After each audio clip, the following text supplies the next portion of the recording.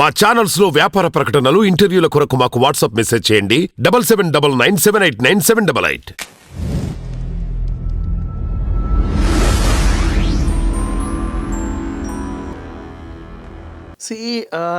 పల్లవి Prashanth jail నుంచి బయటకు వచ్చిన తర్వాత గెట్ టుగెదర్ పార్టీస్లో అందరినీ కలుసుకుంటున్నారు. యాక్చువల్లీ బిగ్ బాస్ సీజన్ ఈ 7లో ఫస్ట్ ఎలిమినేట్ అయిన కిరణ్ రాథోడ్, తర్వాత వెళ్ళిన షకీ అమ్మ తప్పితే దావిని కూడా బయటికి వెళ్ళినా పెద్దగా ఎవరు కలవలేదేమో. కలవల సుబ్బు ఎప్పుడైతే బయటికి వెళ్ళిందో అప్పటి నుంచి ఆల్మోస్ట్ వీళ్ళందరూ తరచుగా వీళ్ళని వల్ల అలా కలుసుకుంటున్నారు. సుబ్బు, తర్వాత తేజ, నెక్స్ట్ ఆట సందీప్, ఆ తర్వాత ఇట్లా మధ్య మధ్యలో పూజామూర్తి, నైని పావని వీళ్ళందరూ అట్లా కలుసుకుంటా ఉన్నారు. ఇప్పుడు అంతా అయిపోయిన తర్వాత శివాజీ గారు కూడా వీళ్ళతో కలిసాడు. శివాజీ గారు ఎందుకు ఇంత లేటుగా వచ్చారు అనుకుంటే 21st వాళ్ళ అబ్బాయి బయటికి వెళ్ళిపోవాలి, అమెరికా వెళ్ళే పని ఉంది. సో ఉన్న 2 రోజులు అబ్బాయితో హ్యాపీగా గడిపేసి ఆ తర్వాత వీళ్ళు కూడా నా పిల్లలే అనుకుంటాడు కాబట్టి వీళ్ళతో గడుపుతున్నాడు, బాగానే ఉంది.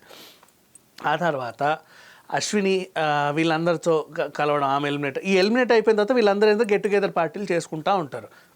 మొన్న గౌతమ్ ఇంటికి వెళ్ళారు వీళ్ళంతా, ఇప్పుడు బోలే షావలి ఇంటికి వెళ్ళారు, అండ్ ఆ తర్వాత పల్లవి ప్రశాంత్ ఇంటికి కూడా వెళ్తారు. సో అందరూ పల్లవి ప్రశాంత్ని కలుస్తున్నారు, పల్లవి ప్రశాంత్ అంటున్నారు, వాళ్ళ ఇంటికి వెళ్తున్నారు.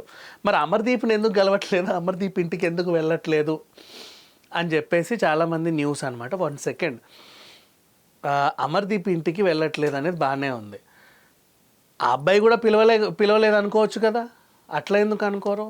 ఆయనకు పిలిచే గుణం లేదేమో, లేకపోతే మరి వీళ్ళు ఎందుకు వెళ్ళరు, హ్యాపీగా వెళ్తారు కదా. లేదా వీళ్ళకి ఇష్టం లేదేమో, కొంపలోనే భరించాము 100 రోజులు, వామ్మో ఈయన ఇంటికి వెళ్ళాలా, అసలు ఆయనకు సంబంధం లేని ఇంట్లో ఉంటేనే కొరికేసాడు, రక్కేసాడు, వాళ్ళ ఇంటికి వెళ్తే ఇంకా మమ్మల్ని చంపేస్తాడేమో అని చెప్పి వీళ్ళు కూడా వెళ్ళకపోయి ఉండొచ్చు. ఆ తర్వాత సంగతి అలా కూడా ఆలోచించవచ్చు కదా.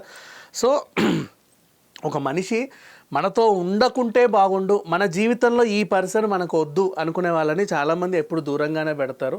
వాళ్ళకెందుకో ఈ అబ్బాయి నచ్చలేదు, దూరం పెట్టాలనుకున్నారు, అందుకే పెట్టుంటారు, అంతే తప్పితే. సో అమర్దీప్ ఇంటికి ఎవరు రావట్లేదు అనడానికి ఇదే రీజన్. ఇక అబ్బాయికి కంట్లో కారం పడ్డట్టే ఉంటుంది, బట్ కొన్నిసార్లు ఇంకా అది భరించాలి, దాన్ని ఇంకేం చేయలేరు. Thank you so much.